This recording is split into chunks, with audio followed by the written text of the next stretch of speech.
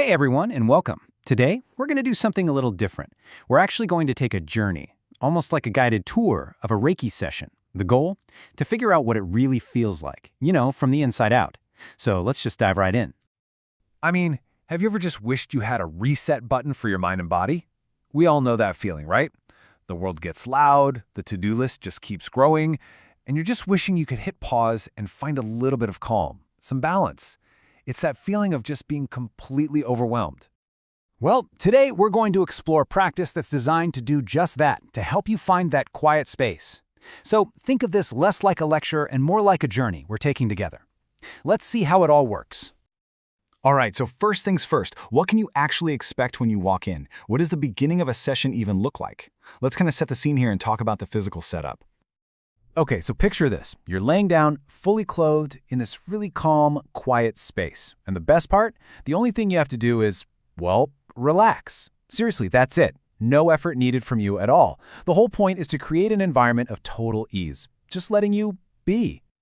Now, this is a really important point, because there are some common misconceptions out there. Let's clear them up. What Reiki is a light or even no-touch practice. It's totally non-invasive. What it isn't is a massage. There's no physical manipulation, no deep tissue work, nothing like that. It's really an energy-based practice that's all about respecting your personal space. Okay, so you're comfortable, the session is underway. What happens next? Well, let's talk about the very first and maybe the most powerful effect that almost everyone talks about. And I absolutely love this way of describing it because I think we can all relate to this. It's that feeling right before you fall asleep. When your mind finally stops racing, your body feels heavy in the best way, and you just let go. You're not totally out, you're not asleep, but you're in this state of deep, deep relaxation. Just kind of floating there, gently aware.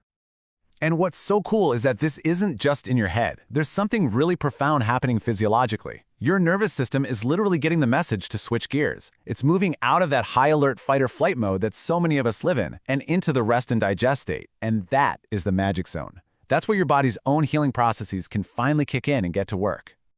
So you're in this super relaxed state. What else might you feel? This is where it gets really personal because everyone's experience is a little bit different. Let's explore that inner landscape of sensations. Yeah, you could feel a whole bunch of different things. A lot of people talk about irradiating warmth, or maybe some subtle tingling or pulsing. For some, it might be a gentle coolness. You might even have a sudden emotional release like a deep sigh or even a few tears. Or you might see colors or images. The key thing to remember is there's no right or wrong thing to feel. It's just your body responding in whatever way it needs to at that moment. But the one thing we hear about more than anything else, it's warmth. People often describe this gentle, radiating heat that feels incredibly soothing. It's kind of like having a warm, comforting blanket placed right on the spot that needs it most. So, all these sensations, the warmth, the tingling, the deep relaxation, they're all great, right? But they're actually pointing to something much deeper. They're not the end goal. Let's talk about the true purpose of Reiki, what this is all building towards. And this really gets to the heart of it. The core idea here is that your body has this amazing innate ability to heal itself. It has a natural, built-in wisdom to restore its own balance. So Reiki isn't some external force that comes in and does the healing to you.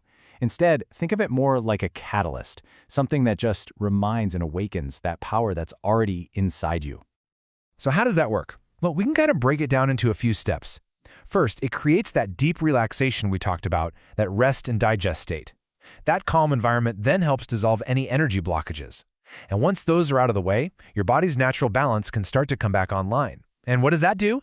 It empowers your own self-healing abilities to take over. And really, if there's one single thing to remember from all of this, it's this quote right here. Reiki doesn't fix you. The goal is not for someone or something else to fix a problem. The goal is to empower you to heal yourself. It's about creating the perfect internal conditions for your own body to do what it already knows how to do, find its way back to health and harmony. So that kind of leaves us with the final question to think about, doesn't it? In our crazy, busy, stressed out lives, how often do we really give our bodies the space they need to do their thing, to heal? It really makes you wonder, what could your body achieve? What could you achieve with just a little more space to heal? Something to think about. Thanks so much for joining me on this little exploration today.